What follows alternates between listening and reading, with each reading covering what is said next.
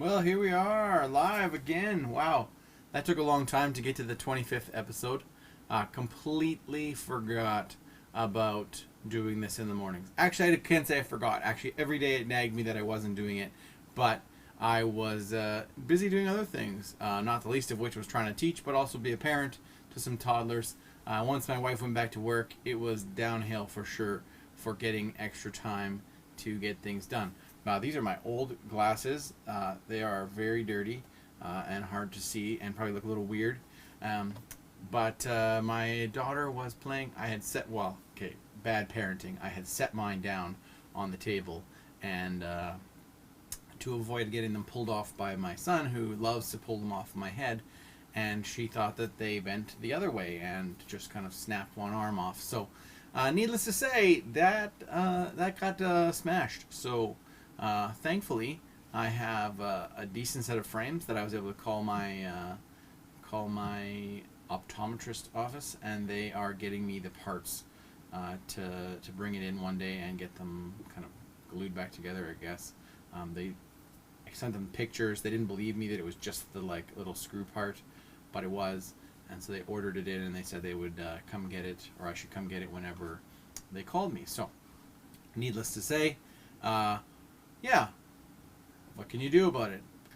We've got a couple viewers on here. I got the comments working. I'm going to chat about a few things for today. Not the least of which is, man, this year is slowly going and quickly going and weird all at the same time. I'm not exactly sure.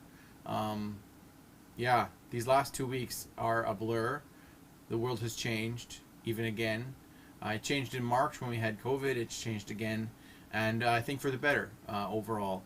It's good to have these tough conversations. It's good to educate yourselves, to know what's going on, and to, I guess, just be able to become better people is the bottom line. So I am looking forward to some well-needed summer, although I have a yearbook to finish. So if anyone on here is on my yearbook club or wanting to help with that, feel free to shoot me an email or just to generally pay attention to your reminder app, and I will be sending out some invitations for people to help with yearbook pages in the next little while. So I needed to get my marking done, which is why I popped on here this morning. Thought I would just get back in the groove. Got to get back in the office, get back going again, and have some fun with this. So episode 25 will be short and sweet. If anyone pops on here and asks some questions in the next couple of minutes, I'll be happy to answer those. Otherwise, it is a marking day today. So thank you for watching. I don't know when you're going to see this. If you see this, hopefully some people watch it. And yeah, definitely make some comments and stuff. In the next little while, hopefully next week, I will get back to this, doing it daily, and maybe even try and keep up somewhat over summer. There's so many things I've been learning over the last 2 months about color grading, about different cameras, live streaming, different cameras for live streaming.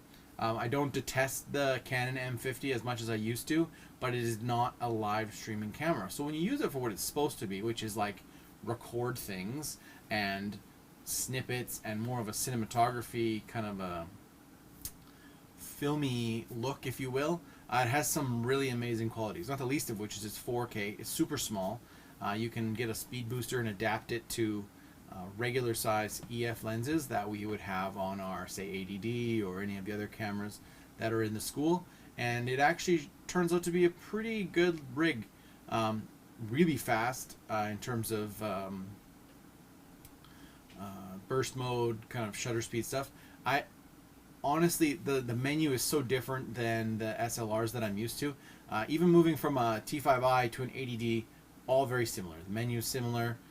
There's a quirky thing with the ADD. There's no button for ISO or for white balance, which kind of drives me nuts. You have to use the touch screen and go in there and stuff. But regardless, the interface is really similar. But the M50, it's mirrorless, totally different. It's got a whole bunch of menus to make it simple and kind of user friendly and stuff, which throw me off. And I can't find the settings sometimes that I want to. And then I realized the other day that when you're in shooting mode, they're right there. You just click on them. It's it's on the screen, genius. But I had the screen turned off, all the little add-ons to the screen. I had it turned off for video mode so that I was getting a clean output and was able to use it to do some live stream and stuff. So I had hidden all of the features basically that the camera has in terms of telling me what my ISO is, what my white balance is, what my light meter is telling me, all the information that is really good to know as a photographer. I was basically ignoring because I didn't have the menu system turned on properly. So needless to say, after using it a little bit more, my real life usage of the M50, I am starting to like it. Actually, we ended up buying another one for the class so that we can do a simple 2-camera shoot and have matching cameras with matching settings. And like I say, they're not amazing for live stream, but if you've got some operators that are standing by with them, you can kind of trick the camera, you can turn it on and off, and as long as you know that you're not on the screen when you're doing that reset, or that start-stop, if you will, it does a pretty good job. The nice thing as well with the M50 is you can shoot in 4K, and it's gonna not send 4K out of the system. It only sends out 1080p. But regardless, if say you're broadcasting in only 720 because you're trying to save some bandwidth or whatever the reason might be, you technically can kind of crop down the screen a little bit and it'll crop off the record button.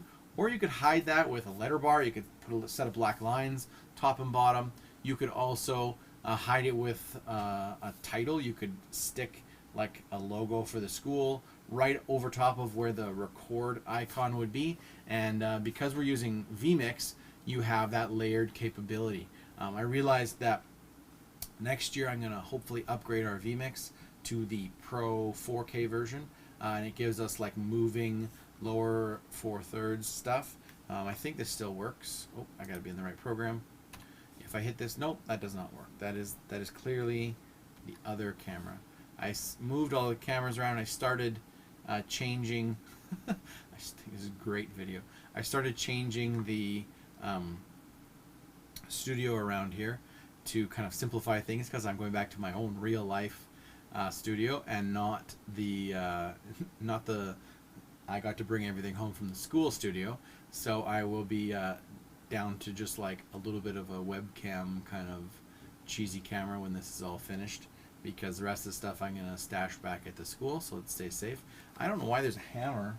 I was putting up a picture. That's a great background. Looks like I'm into something here. Got my hammer right behind my head. And but anyway, so back to what I was talking about. Lower thirds, which should be this one. Nope, that's a logo. Try this one. Ah, there it is. That's the one. There's the one. Lower third stuff. You can get this looks animated. It's not really. It just fades in and then it kind of this little wipe thing. But this is a fake, like it's like a video clip that I made in a different program and then play it as a title. So it is not a true animated title, but you can get animated lower thirds for vMix that come natively in vMix, and they're really cool. They kind of like slide out. Oh, I guess it'd be on this side. Slide out from the side and tell you your name and everything. Really cool. Just kind of jazzes up your videos, makes them look that much more professional. But anyways, I'm getting sick of this like insane amount of headroom, but I don't want to move my camera while I'm on camera.